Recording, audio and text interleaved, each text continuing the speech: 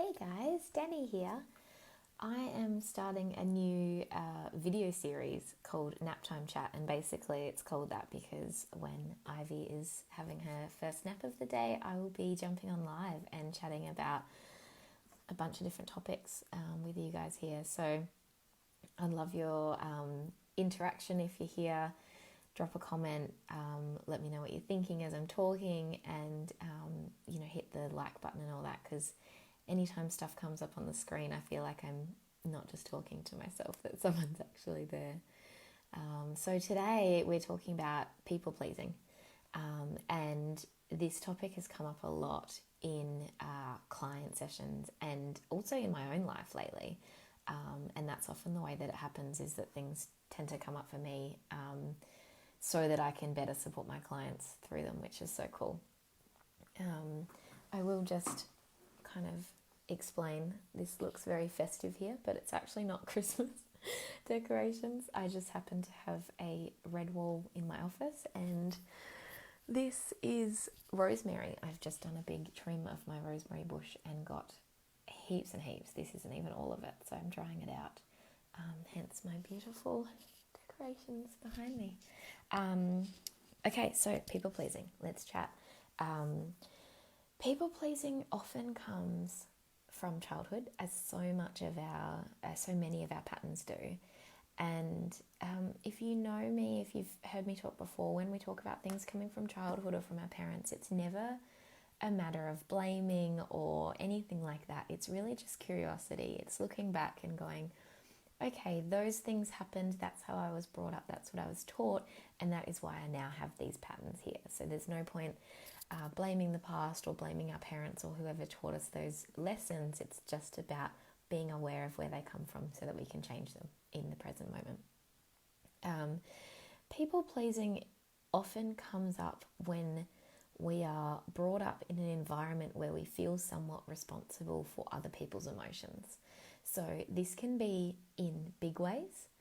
So if you ever felt like you had to parent your parents, if you had to take care of them, but it can also come up in just those really little phrases, things like I'm happy when you're happy, or you don't get this treat unless you've got a smile on your face, things like that. So it kind of instills this belief that we have to please others. I was chatting to my sister the other day, and it even comes up for me. A lot of stuff from my childhood comes up as I'm a parent now, and that's often the way. So I watch Ivy growing up, and I kind of observe myself interacting with her and also others and how they interact with her. And I was chatting to my sister about the whole idea of, I'll give this to you when you say ta, because she's only 1.5 years, so we're still in the ta phase. And even that small interaction can sometimes be kind of misread as, I will give you this thing when you please me by saying ta. And so this whole cycle of people pleasing can start from just the smallest interactions, the smallest kind of lessons, but we just take those on and believe them to be true. And so we grow into adults who want to please others at the expense of looking after ourselves. So as an adult, people pleasing really does show up in saying yes all the time, right? So you might not be able to say no to people. You might find that you're always putting other people's needs before your own. And it really does have an impact on us, because our needs are always coming last. We're always trying to please others at the expense of our own needs, our own wants. And it's really exhausting to always say yes, right? Especially when you know that you want to say no. And this, again, can be saying no to big stuff or saying no to little stuff. But people pleasers tend to just say yes all the time just to keep everyone else happy. So some of the words that I've had clients use when they start to look at how they feel when they're people pleasing and how they feel when they're not setting those boundaries, one of the biggest ones is resentment. So if you're being asked to do something for someone and it's not, it doesn't feel an integrity for you, or it's not possible for you, it's going to be really difficult for you, and you find yourself saying yes instead of no, you will feel some resentment towards that. And The resentment can be targeted at the other person, but what we actually need to look at is that it's our responsibility to set that boundary and to say no. So it's not on the other person to not ask us. It's about us looking at why we feel the need to people please and learning to say no when we need to, and learning to set that boundary for ourselves and look after our wants and needs just as much as we look after others, if not more. And it can be really scary when you first start. So often with clients that I work with, and also with myself as well, often you've been people pleasing for a really long time before you stop and realize that something needs to change. And the people around you are also really used to you saying yes all the time. Not in a horrible way, but that's just what they're used to because you always have. And so people around you might find it really hard when you start to set boundaries, when you stop people pleasing, when you stop saying yes instead of no. And yeah, it might take other people around you a little bit of time to adjust to that, and that's totally fine.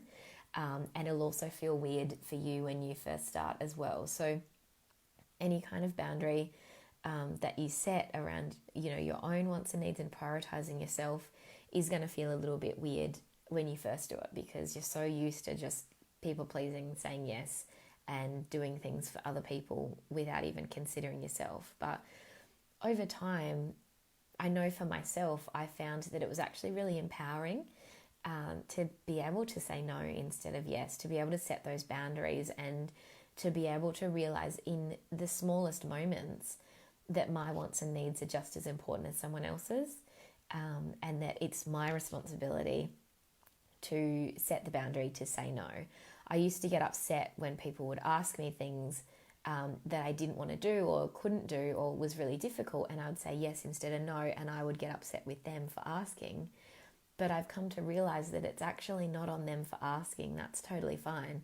It's on me to set the boundary and say no. So it's really freed me up kind of practicing this, and I would say it's still a practice for me.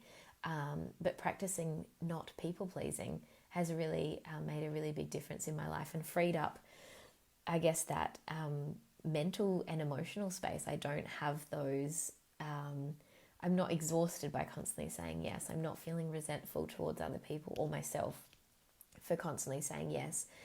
And most of the time I'm able to just set a healthy boundary and feel totally fine with it. So people pleasing really does start from a very young age. We're taught to keep others happy. And, in severe examples, it can be that you might have experienced a family dynamic where everyone around you had to be happy for you to feel safe.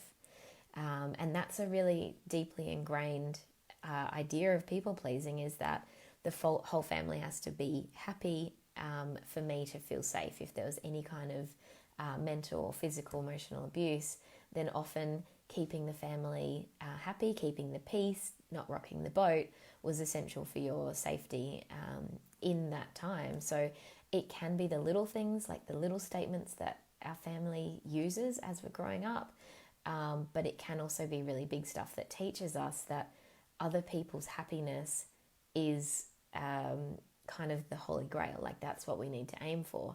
And in that, we're letting go of our own wants and needs and putting other people's before us. So if you're watching this and you resonate with people pleasing, if you find it hard to say no, if you're constantly going above and beyond for others even though you want to say no, or it's really hard for you, and if you find that you're always putting yourself last and feeling possibly exhausted and resentful for that, just have a look back in your childhood with curiosity, not with blame, and have a think about where this might have started. Like what things were you taught as a child, or was there a severe instance where you felt like other people's happiness was, responsible for your safety? So just kind of have a think where that come from. And as I said at the start, the reason we want to look at where that's come from is not to blame, but just so that we have that awareness and we can piece it all together. So it's like, okay, this is where it started. This is why I have this pattern now, and now I can create a new pattern that's healthier for me as an adult moving forward. The other thing that kind of has come up around people pleasing lately is this idea of external validation.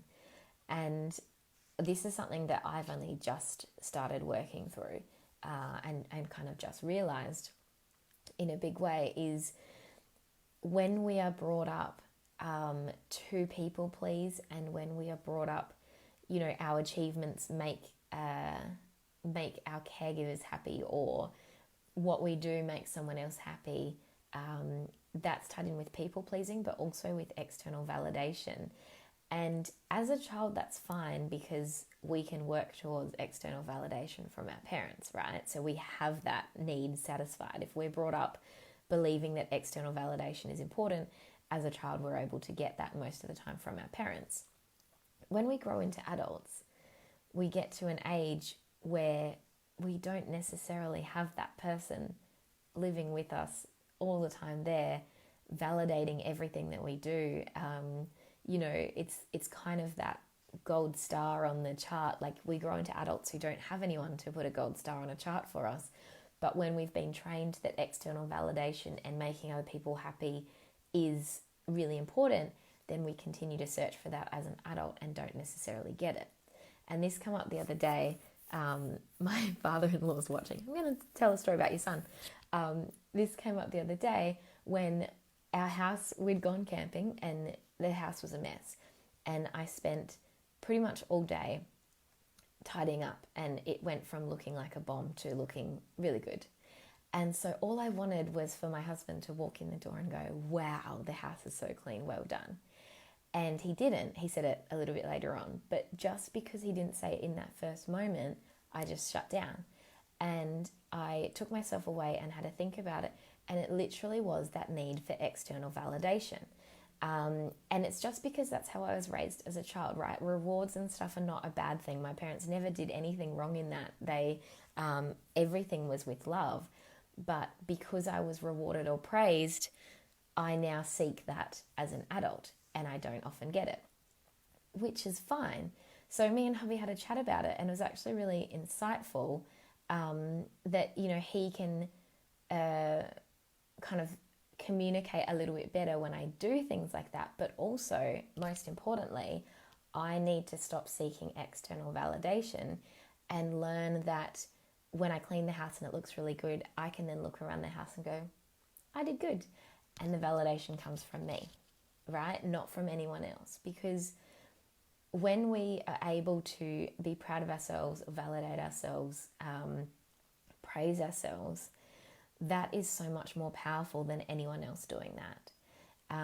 And so it's a journey, like a learning for both of us, that Kane can communicate a bit more.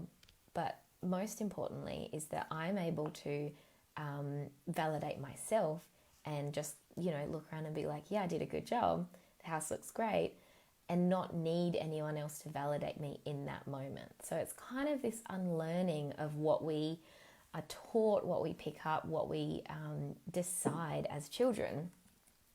Adulthood is this like unlearning of like, okay, I learnt this and that's really helpful, so I'm going to take that on board. But I also learnt people pleasing and to seek external validation. And I've realized that that's not helping me so much at the moment as an adult. So I'm going to change that a little bit and create a new narrative, create new beliefs, create new ways of moving through life, through, you know, coping with certain situations and things like that. So, yeah, that has been what I've been going through. And also my clients, people pleasing and external validation has been showing up a lot lately. And as I said, that normally aligns a lot with what I'm going through and what my clients are going through. So I hope that has been helpful and insightful. As I said, if you struggle or resonate with this people-pleasing external validation idea, just have a think back to your childhood. Were you given rewards?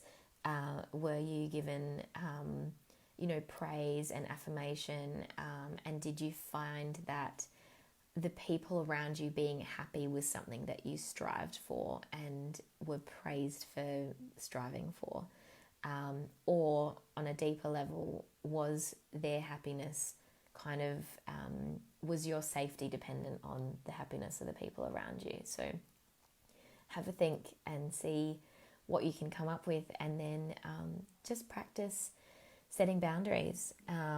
In terms of actually kind of changing that people pleasing, the first step is really noticing in the moment that you're trying to please someone else instead of yourself, notice how that feels in your body. And as I said, often resentment is one of the biggest words that come up around this. So it's kind of this, you find yourself saying yes, and then that internal part of you is like, oh, I really wanted to say no. Why did I say yes? Now I'm stuck doing this thing for this person, and I can't really juggle all that, whatever it is. Just notice how you feel in that moment, and then you'll start to realize how it's affecting you. And that is kind of the motivation to start changing it and just start saying no, or not right now, or can we do it in a different way, depending on what it is. So it really is a matter of just practicing, and yeah, it'll feel icky the first few times. It'll feel weird, and other people might find it weird because they're used to you just saying yes all the time, but you'll get to a place where it feels really normal and other people are used to it, and it feels empowering that you're able to prioritize your own wants and needs, or at least see them as equal to others, even if you can't see them as more important just yet. So yeah, play with it, see how you go. I got a new card deck from Amazon yesterday, so I thought I would finish this live with a little reading. We'll see what comes up. Bit of a collective reading for everyone. There we go, straight out. So the card that's come up is generosity.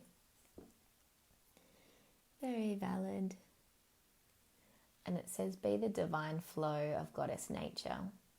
And this card is really saying generosity is an admirable quality, but remember to be as generous with yourself as you are with others. And remember that your needs are just important as others. So you can see this little basket full of food that she's got there, and she's outside her house. It almost looks like she's about to go around and give that food out to neighbours. The important thing there is that she doesn't leave her basket empty for herself, and it's the same thing with your wants and your needs. Give and give generously, but don't leave yourself empty-handed at the end of that. You're just as important as everyone else. If you've just joined, this live recording will be available soon. It's all about people pleasing. So let me know if you're watching later, what you thought, what you resonated with, what made sense, if you need clarification on anything else. And yeah, I would love to hear your journey with people pleasing and external validation and what it all means to you. Have a great day. I'll see you tomorrow. Nap time chat, round 2. Bye.